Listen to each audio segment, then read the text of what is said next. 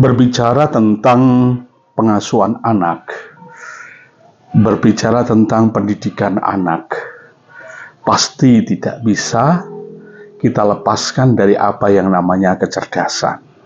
Benar kan? Berbicara tentang kecerdasan, tentunya sangat erat hubungannya dengan aktivitas otak. Oke? Nah,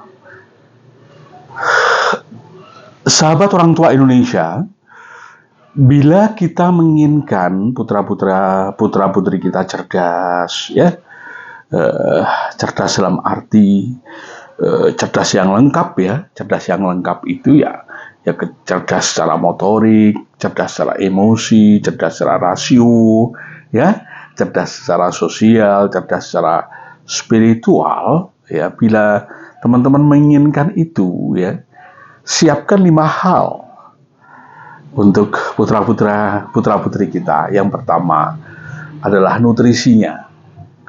Pastikan nutrisinya oke, ya. Banyak sekali kajian-kajian kemarin yang kita sudah sampaikan di YouTube ini, ya, pentingnya sebuah nutrisi apa saja kira-kira. Yang kedua adalah lingkungan yang variatif.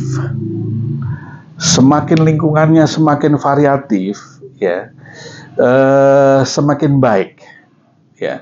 Tentunya yang dimaksud variatif ini tidak monoton, tidak itu aja.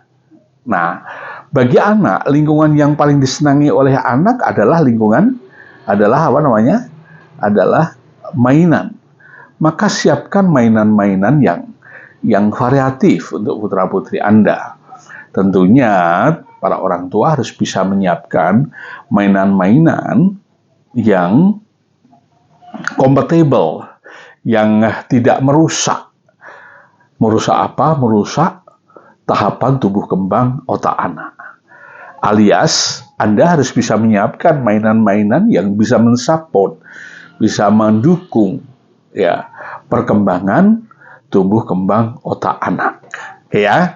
Ini catatan hal-hal yang prinsip. Yang ketiga, dalam proses pengasuhan dan pendidikan tentunya menghasilkan sebuah pengalaman-pengalaman, ya kan?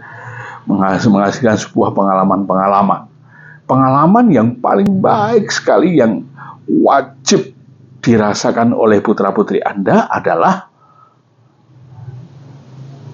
pengalaman emosi yang konstruktif, atau juga disebut dengan pengalaman emosi yang positif, ya.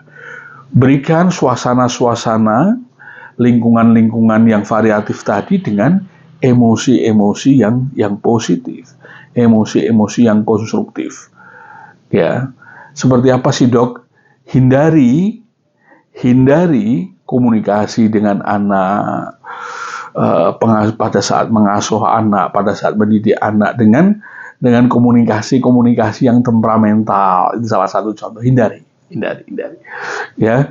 Buatlah komunikasi yang sejuk, sedemikian rupa sehingga komunikasi yang sejuk ini akan menjadi referensi anak ketika dia mengelola emosinya. Oke, ketiga, ya. Sekarang yang keempat, berikan dia rangsangan rasional. Ya, rangsangan rasional. Banyak sekali aktivitas-aktivitas yang bisa memberikan rangsangan rasional. Bahkan aktivitas gerak anak itu pun juga menjadi bagian daripada aktivitas memberi rangsangan rasional pada anak. Anak-anak yang bisa merangkak, ya, itu adalah juga bagian aktivitas-aktivitas yang bisa memberikan rangsangan rasional pada anak, ya.